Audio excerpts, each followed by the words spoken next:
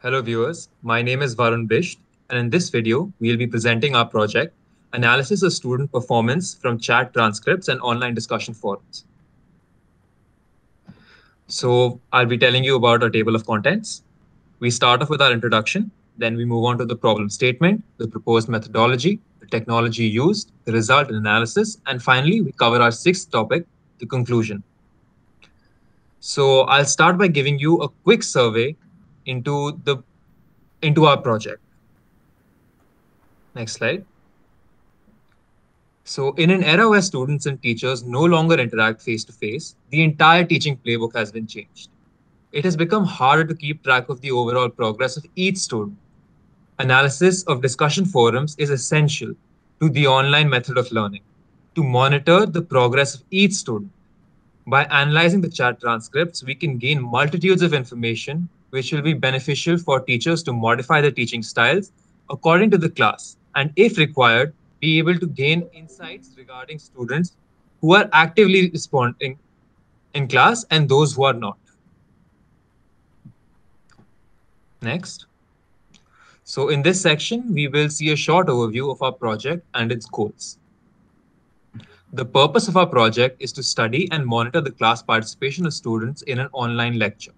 We aim to achieve levels of class participation of offline lectures by analyzing the questions answered by students in the online discussion forums. By studying these chat transcripts of online discussion forums, we can gain statistical information regarding student attentiveness, clarity of concepts, and which topics need to be reinforced and revised. All this allows teachers to track their classes' overall progress and to figure out which teaching methods work for them and which don't.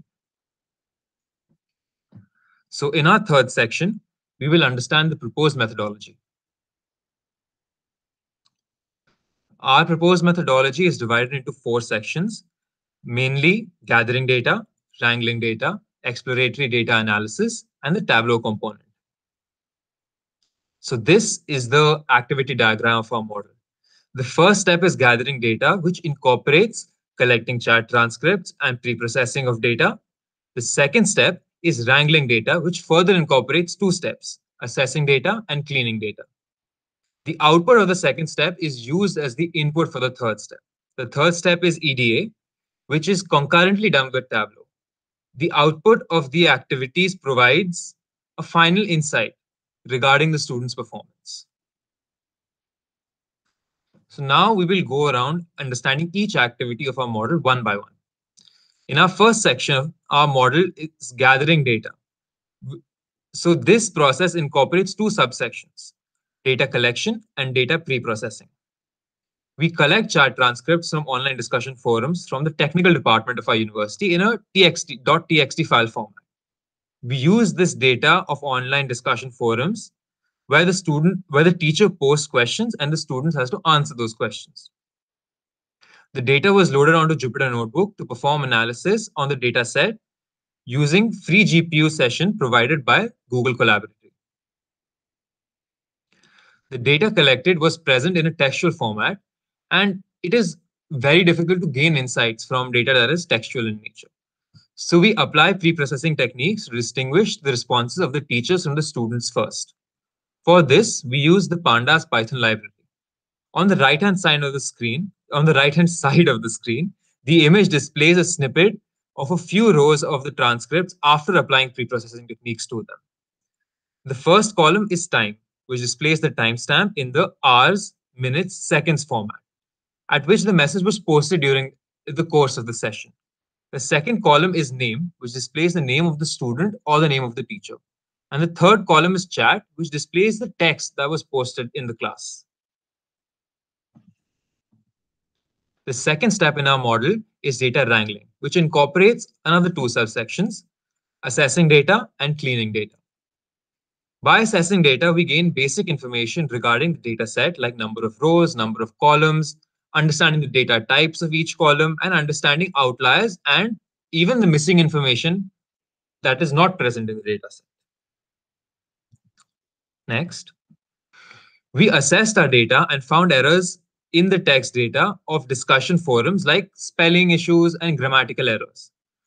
We further determined whether or not this data is vital to the analysis on and basically whether or not it should be simply discarded or kept. The second step of data wrangling comes into the picture, and that is data cleaning, which is fixing or removing incorrectly formatted, incorrect, duplicate, or incomplete data from the dataset. The difficult part here is to detect these errors. As you can see in the snippet on your screen, student 47 at the last row has mistakenly misspelled two words, accidentally and instead. In this section, we have found and corrected all such errors. Next. Once the data has been refined, the next step would be to commence with its analysis. By analyzing the chats of the discussion forums, we come closer to understanding the progress and the engagement of the class. Exploratory data analysis is concurrently done with the Tableau section. This entails the process of understanding and exploring the true meaning and implications that this data has provided to us. Data obtained from the wrangling process was then used by injecting it into Tableau Public, a free software used to perform data analysis. This process was concurrent with EDA, and it provides easy to understand and clutter-free visualization. So for the next part, I'll be handing it over to Dishank.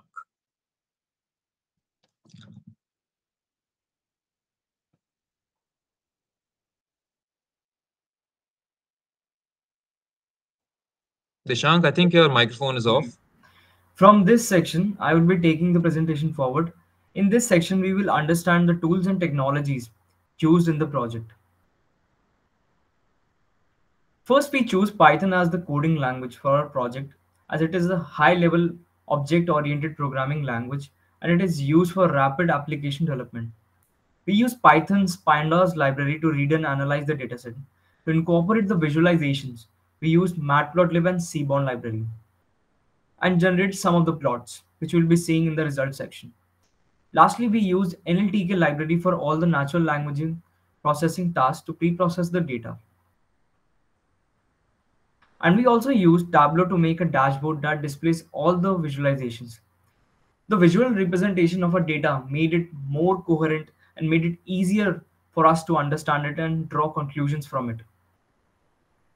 Finally, we worked on Google Collaboratory, which is a Jupyter notebook service, and it is extensively used to write and execute Python code on the browser itself. It provides the necessary computing resources, such as GPUs, without requiring any setup, and it is also free of cost. Now coming to the fifth section of our presentation, that is finding the insights and analysis from a model. So till now we have cleaned our data and completed the data exploration. So this is the line plot of number of questions asked by the faculty in each session. There are a total of 8 sessions. As you can see, session 3 has the highest number of questions asked and session 6 has the lowest number of questions asked. Also, there is an increase in asking number of questions. This shows that the students were highly interactive and interested in this session. And this graph shows the total number of responses by the student in each session. We can see in the snippet that session 2 has the most responses, but the number of questions asked in the session 2 were not a lot. By this, we can make a conclusion that many students were participating and contributing in class discussion.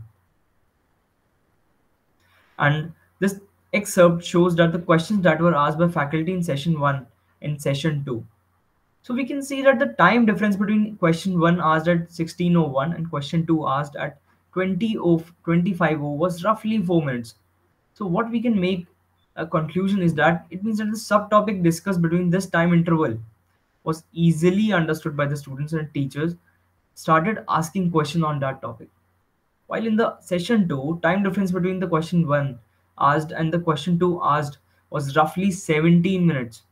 So we can make a conclusion that the subtopic was difficult to understand and teacher took significant amount of time to explain the subtopic properly. Now coming to the next visualization. So this bar graph shows that the most frequently used words by the faculty in session 2. We can note that the words example and for were mostly used in the discussion forum, and we can conclude that the faculty encouraged students to give examples in the session.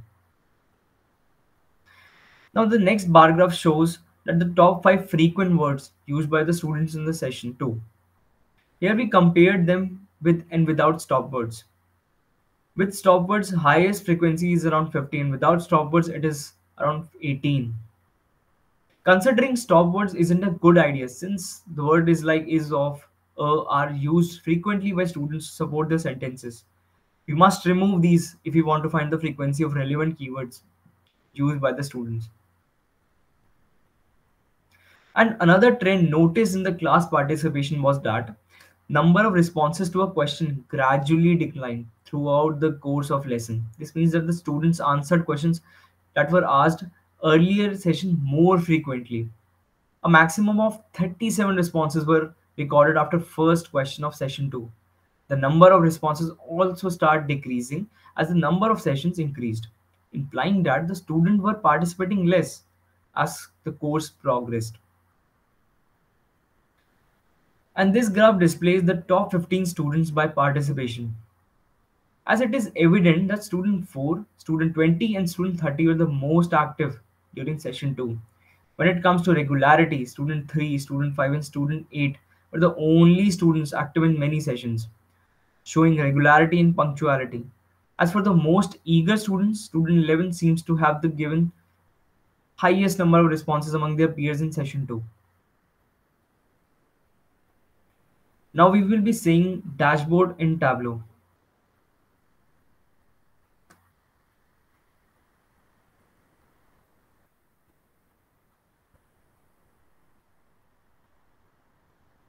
Okay. As it is visible on the screen, the graph in the left hand side displays the number of questions asked by the teacher in all the sessions and the respective responses are displayed in the right hand side. The y-axis shows the name of the session. On the the y-axis shows the name of the session and on the x-axis it shows the number of questions asked. One of the biggest advantage of using Tableau is that it can be used with real-time data and can show interactive results in a few seconds. So we added a filter that is visible on RHS of the graph, through which a teacher can easily look at the participation of students for specific sessions and can even compare between different sessions. Okay. So here, after applying some of the filters, we can make the information that teachers can make decisions on which topic to reinforce more deeply in upcoming lectures on the basis of the past responses. Now moving on to the second visualization. So the horizontal bar graph displays the number of responses of each student across all the sessions. The y-axis shows the session number and the name of the student who responded to those sessions, and the x-axis shows the count of the responses. We have added two filters to this dashboard, where a teacher can see the number of responses of a specific student in a specific session if needed. So let's say we want to see the results or participation of student 1 only across all the sessions. So I will select student 1 in the name section, and it will display the student 1 responses in all the sessions. So student 1 has only responded in session 1, session 2 and session 5. So moving on to the third visualization. This graph is very important and displays the timeline of chats in each lecture. The first column displays the session number and the second column displays the participants, whether they are teacher or student. The red bars represent the time in minutes from starting of the class when the teacher asked questions in the forum, and the blue bar represents the responses of students with their time after starting the session. From the graph, the teacher can analyze that in session 2, there were quick responses after each question asked because there are continuous blue lines.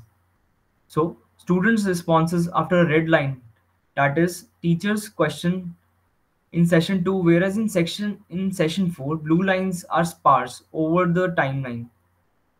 So, using the above information, teachers can make decisions that in upcoming lectures, the topic discussed in session 4 must be revisited once again.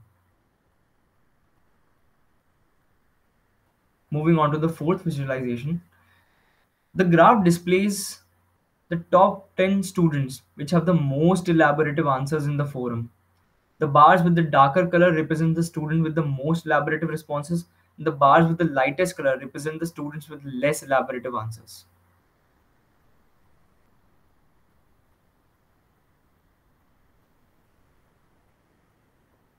Okay. Now moving ahead to the conclusion. So in this section, we will be seeing the conclusion and future scope of our project.